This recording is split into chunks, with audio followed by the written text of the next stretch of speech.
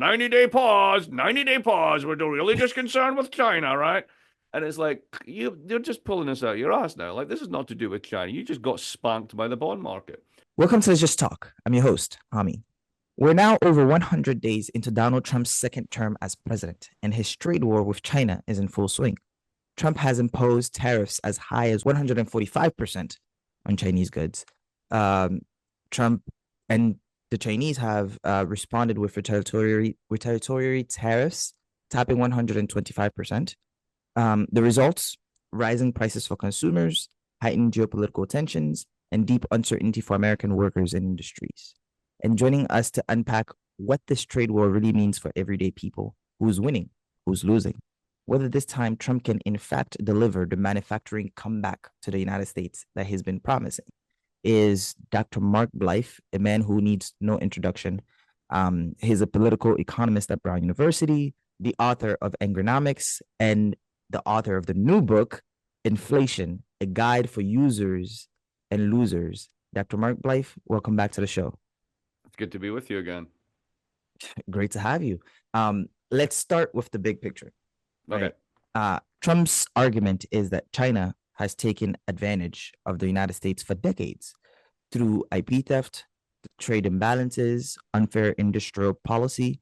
And in response, he's doubled down on tariffs, export controls, and reshoring subsidies. Now, how do you characterize Trump's trade strategy with China? Is this really about correcting unfair practices or something else? And then, can I tack on one more question on there? Go on. The tariffs are supposed to shrink the trade deficit, revive manufacturing, and discipline China. Is any of this actually going to happen? Has it happened?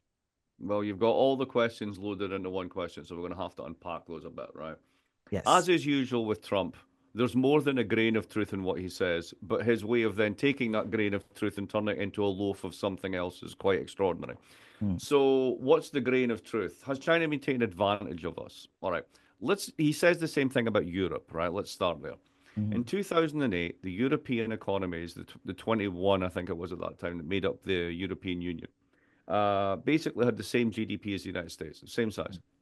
And Trump has said, quote unquote, that the EU is put together to screw the US. right. Over the past 15 years, the United States has grown 30% more than Europe.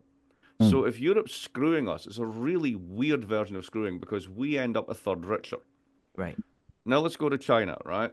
Are we being screwed by China? Well, to this day, around 40% of the exports that China sends to us are American firms that have decamped to China to Mm, take advantage of their labor costs and infrastructure and skills that we no longer have to right. sell us cheap stuff through Walmart. So the question of who's screwing who here is a little bit more complex, right? Mm, Now, the global imbalances story. This is where there's on firmer ground. So imagine the following. mm, You go to New York and you look at that national debt clock and you go, Jesus wept, it's trillions, right? Now, mhm, the first thing is the national debt is actually the private sector's savings. These things mm, are savings bonds. That's why people buy them. You right. give the government money for 10 years, knowing that 10 years from now you'll get the same amount back plus an interest payment, right? Mhm, So, if the United States is bankrupt and spending beyond its means, who are the people, who are the idiots on the other side of this that keep giving them money? right. Well, that would be us, ourselves. The majority of bond purchases are actually just Americans. But a lot of it is China and East Asia. Well, why Mm, is that? Because they make stuff and we buy it because mm, it's a transaction. We want their stuff, right? It's not exploitation. And then we pay them in dollars. Now, here's the thing, and this is the trick. You've got to pay attention here. If I'm one of those countries, I do not want to have dollars in my country because I don't use dollars. I use won in South Korea or renminbi in China. So should I just swap them one for one, right? I should take all the dollars earned by my domestic manufacturers and go, here's the equivalent in won. Well, you see, if I did that, I've got a bit of a problem because they're doing quite well. And if they start getting all that money, then they mm, might spend it. And if they spend it, prices in my economy would go up, wages would go up because people would be having a good time. And I don't want that because I'm a net exporter. That's how I make money in the world. And to mm, be a net exporter, my stuff needs to be competitive. So if you go to any of these countries, you'll find that they save a hell of a lot. It's hard to get a mortgage. It's hard to get a credit card.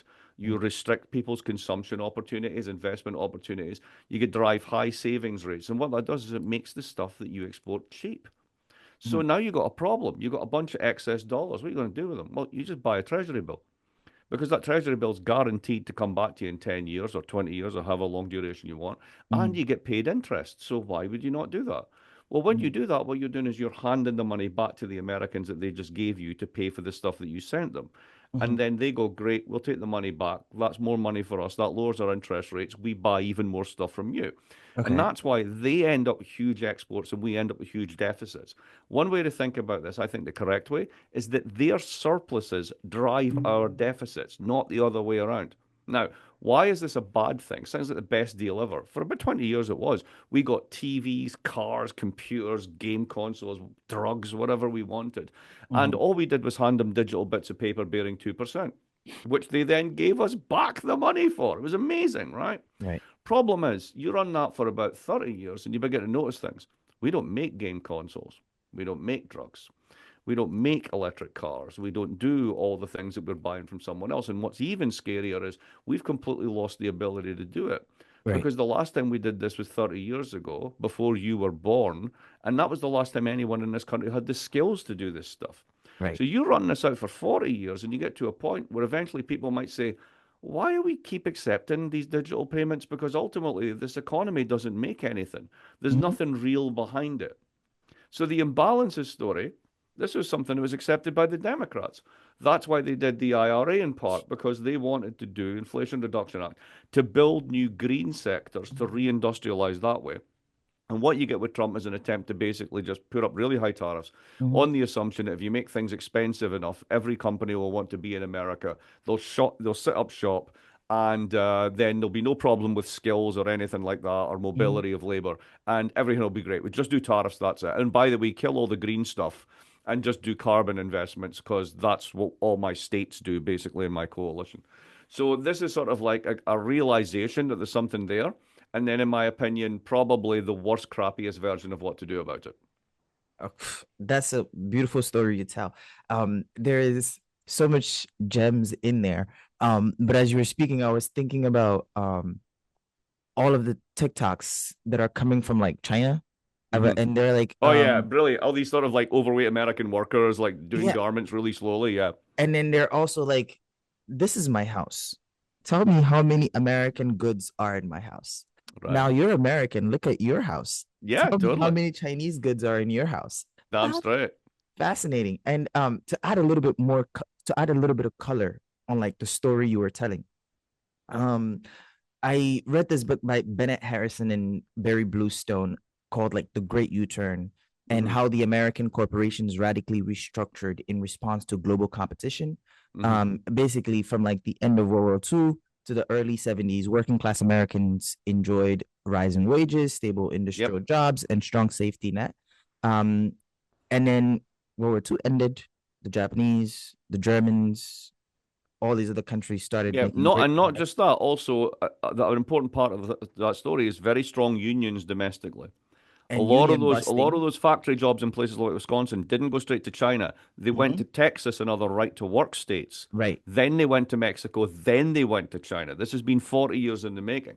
right. And so uh the story they tell is like, uh, after, when competition came, instead of improving products, firms slashed their sales. They Hmm. engaged in union busting, relocating Yes, factories, and totally. shifting products overseas.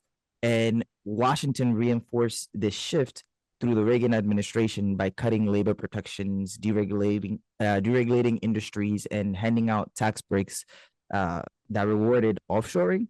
And the Hmm. result has been a massive redistribution of wealth upward, the decline of manufacturing towns, and I the agree rising. entirely. Is this a new book? I need to read it. It's a bit old. I read it like my freshman year of college, which feels Yeah. like No, I've heard ages of ago. Barry stuff before, so I didn't know. I was wondering if it was a new one. But yeah, I completely agree with that. I think that's exactly what happened. And so the question then remained: the era of mass industrial implement in the U.S., is it gone for good, or can Trump actually do this? Because you said at the end, Ah, the you way they're see, doing this it is is stupid. again, you're asking all the right questions, right? Yeah. So here's the thing. Globally, The Mhm, planet is deindustrializing. Get your head around that one, right? mhm, People aren't not jumping from China to Vietnam with the same quantities of jobs. Why? Because when you move and you got to make those new investments, this isn't a time to upgrade. So what do you upgrade with? You upgrade with the latest tech. What's the latest tech? Robots, right? So basically, your garment manufacturers, yes, there's still hundreds of women in a room stitching this sort of stuff, but you're beginning to see automation in those sectors, right? There's other places that could be alternate destinations like Latin America, but for various reasons to do with the volatility of their exchange rates and labor relations, etc., they just don't get the investment inflows, so they don't become the next big thing in manufacturing. And the whole sector essentially shrinking. Now, there's two stories here that need to be unpacked. One is, well, it's really just automation. That's all that's happened. And I think that that's wrong. The Bluestone story is very true. mhm, Automation's part of this, but absolutely decisions made by corporations to outsource, very, very important part of this, right? mhm, And it is also true that manufacturing is unique as a sector in that you can swap out capital, right? You can mhm. swap out machinery for labor really, really well, way better than you can do in the service sector. Right. So you're going to have that employment impact. Now, you put all this together, even if you had the holy troika Mhm, of tariffs, a highly efficient developmental state, not the one that you're busy kneecapping with Doge, right? And a tertiary education sector that actually focused on the skills that you need as opposed to just degrees, right? mhm, If you had all that and you then did this, you would create a lot more manufacturing. mhm. Would you create a nirvana of manufacturing jobs for millions and millions of Americans? I would be extraordinarily skeptical. Right. And a very simple reason why. What's the fastest growing by job by volume in the United States? Has been for the past decade and will be for the next decade. You tell me. Elder care nurse. I would not have That's guessed that. what that we're all getting older. All the boomers are ancient. They're going to live forever. So, or they're going to try. So, where's your job growth going to actually come, right? Now, do Well, you listen. have you ever been in a factory? The thing about this, like this thing about factories, right? You go talk to people that run factories, and they're like, "Look, we try and make them as attractive as possible, but it's hot, it's sweaty, it's sometimes dangerous, it's loud, right?" You could do that, or you could be sitting in a healthcare place, like looking after a couple of people. Well, you're going to get paid less in that one. You have to get paid more. They're already paying 35 bucks an hour, 40 bucks an hour in some manufacturing facilities in the US, and they can't find workers because people don't want to do the work. And so that was going to be my question. My next question: do Americans want factory jobs back? And given those forces, right, you're going to employ as much capital as you can. You're just not going to get the employment bump that you want. And we don't have the Holy Troika. We are kneecapping our state and we're at war with our universities. So the idea that tariffs alone are going to produce this renaissance of manufacturing, I like to think of it as a kind of, it's a kind of late boomer, late life fantasy that Mm, what we can have is the economics of the 1950s, the mm. social politics of the 1940s, and the imperial politics of the 19th century. And that seems to be sort of the imaginary of this project. Yeah, And I and don't, so and you can't go back in time. Sorry, you just can't. speaking of the imaginary of this project, you talk a lot about why understanding why people are attracted or believe stupid economic policies. Hmm. Could you elaborate on why Trump has been so attractive in the United States? I mean, I don't know how attractive it is now. His poll numbers are way down. Right. But at least he beat out Joe Well, I mean, Biden. it's the beauty of simple economic ideas, right? They make sense when you think about them on an individual basis, right? Mhm. So, is it bad to save? No, of course it's not bad to save. What happens if everybody saves, nobody spends, and you create a recession? Duh, the paradox of thrift, right? What about trickle down? Yeah, it makes sense to give job creators even more money because then they'll invest more and then they'll create more jobs. Well, first of all, they don't invest, they take it as profits, and then they get really rich, and then they stop declaring income, and then they no longer have income you can tax because they live off of loans that they get by pledging their assets, and you just shrink the tax pool. Right? So you take the next steps on these arguments. Now, it's similar with tariffs, right? Can tariffs usefully be applied to protect domestic industries? Yes. Can they be used to establish domestic industries? Yes. Are tariffs sufficient on their own to do that? Absolutely not. Well, first of all, you just gave us so much free game on, how to get rich and also hide your money and Anyways, Oh, yeah, uh, everybody knows that. Problem is, they say you need to be richer than you and I. You need to be at least 50 to 100 million to start playing those games. So, sorry, we're not here yet. we're not there yet. And then I want to bring back from our last conversation that we had. Check out that interview if you haven't seen it. Classic, Dr. Blythe. And so we talked about interdependence, right? And then Trump is always talking about independence from China and its economic relation with them. Yeah. Um, is decoupling a fantasy, or is that something that they can actually do? It depends on what you're trying to decouple and what your sectors are. Mhm. Are there legitimate national security concerns for governments? Absolutely. Have they just wished those away for 20 years? Yes. I heard a comedian on the weekend say that the EU thought it could solve conflict through interpretive dance, but Mhm. unfortunately that's not true, right? And I think that's a nice way of putting it. At the end of the day, if you're dependent on Russian gas and Russia starts to do bad things and you Mhm. can't get your helicopters off the ground and you can't even make your own helicopters, you might want to rethink your supply chains, right? Right. Same with skills, right? If you don't do things, you're not going to have the skills to do things, and you might need those skills in future. Or Mhm. those skills will have payoffs in other sectors, and once you lose them, it's hard to get them back. Right. So you want to have some degree of this. Now, here's your complication, right? You take a company like Ford or GM. It's an American company, but it builds certain cars or bits of cars in Mexico, and it does others in Canada. The Mhm. big three, which really globally aren't all that big at all, have effectively retreated to the home market of the United States.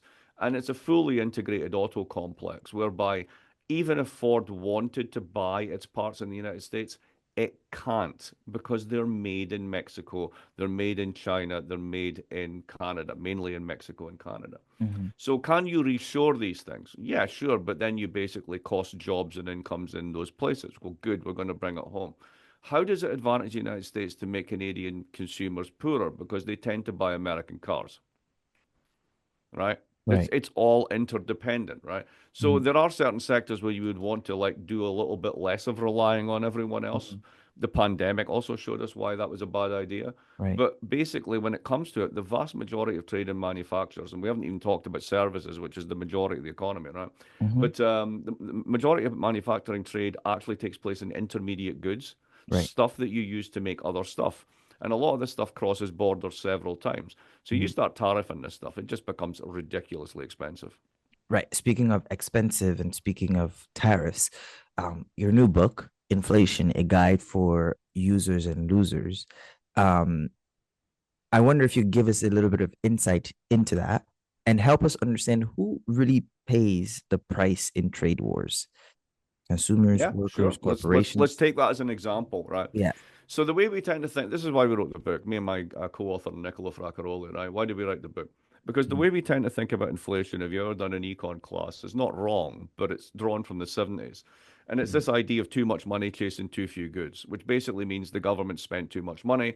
That also has a correlate in the labor market, whereby because there's too much money going around, people spend too much, Mhm. demand exceeds supply, wages go up, prices go up, wages go up, prices go up. You end up pushing up inflation. So these are the two mechanisms, right?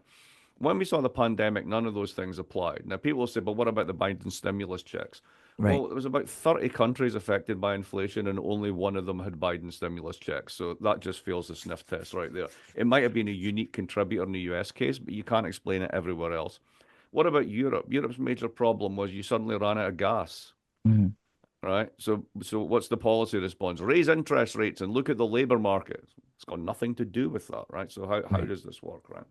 So we decided to like focus on what was going on in the pandemic, which is, as we call it, everyone calls it supply shocks. Literally, you can't get stuff.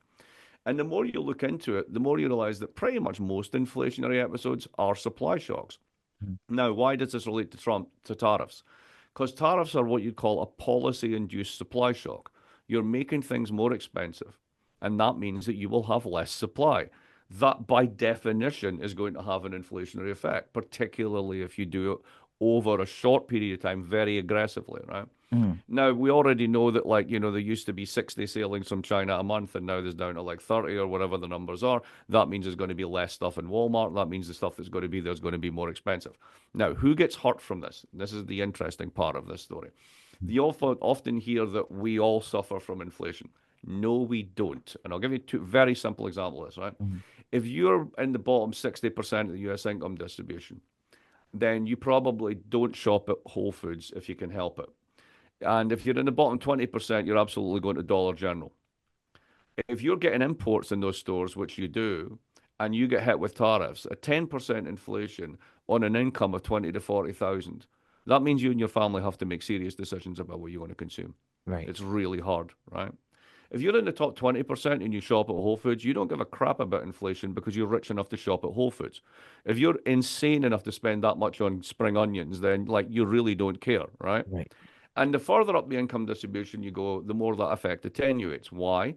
Because what inflation basically is a tax on consumption. The reason we measure it with the CPI, the Consumer Price Index, is it's all about consumption. And if you've got little money, if you don't earn a lot, a huge percentage of your income goes towards basically buying consumption goods and also paying rents because you tend to pay rents rather than on your house. If you're at the top end of the income distribution, the richer you get, the less you spend on consumption. Right? If I'm super rich, I can buy all the French champagne and fancy cheese that I want to just eat nothing but champagne and cheese for a week, and it's still less than 1% of my income. So how much of my income then gets hit by inflation? Much, much less. So this is why the poor are absolutely the ones that get screwed by inflation. And then the irony is that the people that voted for Trump, many of whom were not rich, are the ones that will actually feel the cost the most once this begins to filter through. It's basically an attack on the poor once again. And Yeah, and you got to we didn't quite, wonder in this yeah. case, right? Is it a deliberate one in that sense, or is it sort of like, yes, as they say in the administration, short-term cost, long-term gains? And they may actually believe that. I just don't Mhm. think that they have the capacity to realize the long-term gains, given everything else we've spoken about. Right. Right. Um, to move us a little bit, just a tiny bit. 2 years ago on this show, you told us that de-dollarization wasn't eminent because, in your words, the dollar is like Microsoft. It's not Yep. great, but everybody uses it. And you said that while there are countries like China, Russia, Saudi Arabia who are frustrated with US financial dominance, there wasn't yet a viable alternative to replace it. And you told us that, like, there is no panic at the treasury because they know that they got this in the bag, and for Yep. lack of better words, is this still the case today? um have recent developments with BRICS expansion, yuan trade deals, and US financial sanctions shifted the playing field in any way? So there's a good book that just came out by Paul Bluestein called King Dollar, and Mm, it's written before Trump comes into power, and it deals exactly with. He has a chapter on each of those, and it's really good, and I believe him. And the answer is no. BRICS, why? Because ultimately the BRICS can trade all they want with the BRICS, but they still trade more with the rest of the world. And mm, the rest of the world doesn't really want to hold BRICS cash. It wants to hold dollars because that's what everybody else uses, mm, right? Crypto, I mean, if you've been paying attention to what's been going on in the US with the Trump family and crypto, if you think that is a safe investment over a 10-year period, then please, I have a land deal in Florida for you, right? I mean, mm. just forget it, right? Yeah. All right. The real threat was the following: the treasury market. Right. So what happened was April 2, Liberation Day, where I was liberated from about 10% of my retirement funds. Thanks, Donald. Um, when that happened, about a week later, basically the treasury market began to poop its pants. Now, this is not meant to happen. The reason that we're able to do that trade that we spoke about over 30 years of people accepting dollars while we get computers and TVs, or rather dollar bonds, right, is because treasuries are meant to be, because they're so big, they're so deep, it's so universal, everybody uses them. They're Mhm. what's called an information invariant asset, right? Now, it Okay. sounds techie, but like most things in this game, they only make it techie so that they can charge you more money. It's actually Okay. very simple. What it means is the Treasury is immune to whatever the news cycle says. Mm. It's not sensitive to the news cycle, right? So the Treasury price, supply and demand of a savings asset, doesn't matter who the president is, whatever, right? Okay. Donald comes in and basically says, tariff these islands that have penguins on them. And the whole world goes, you have no idea what you're doing. You're bonkers.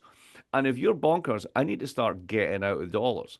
Now, Mm. there's two things going on here. There's a technical thing that hedge funds do called a basis trade.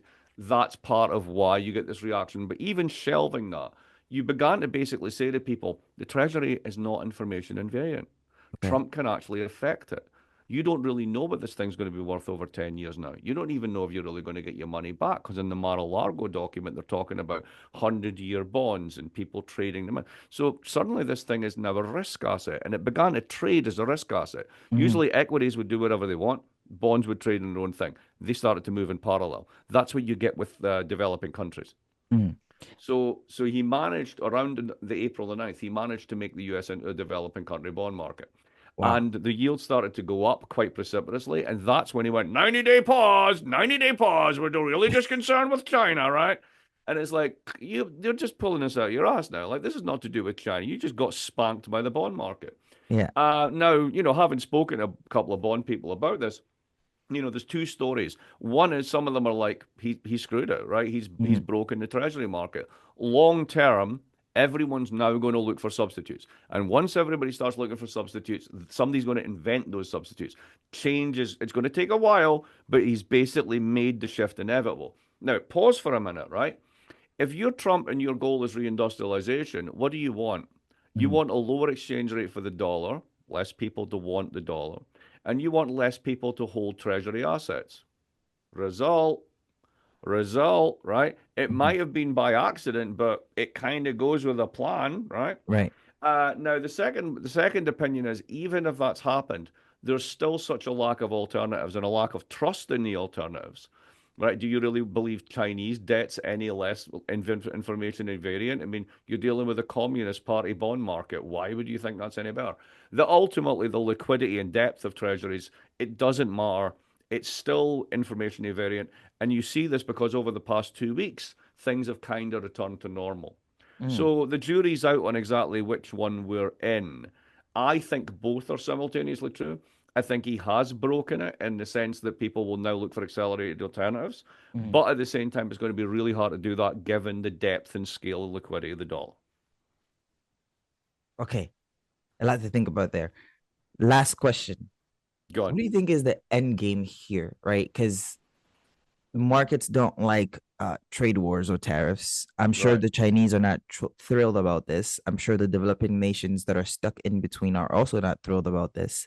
The Europeans certainly are not thrilled about this. So, Right. what is the end game? Is there? Do you believe there's a master plan that Trump has here?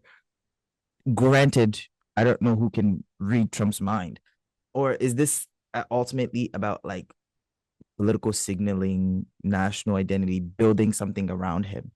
Um, Well, I think why do those have to be alternative projects, right?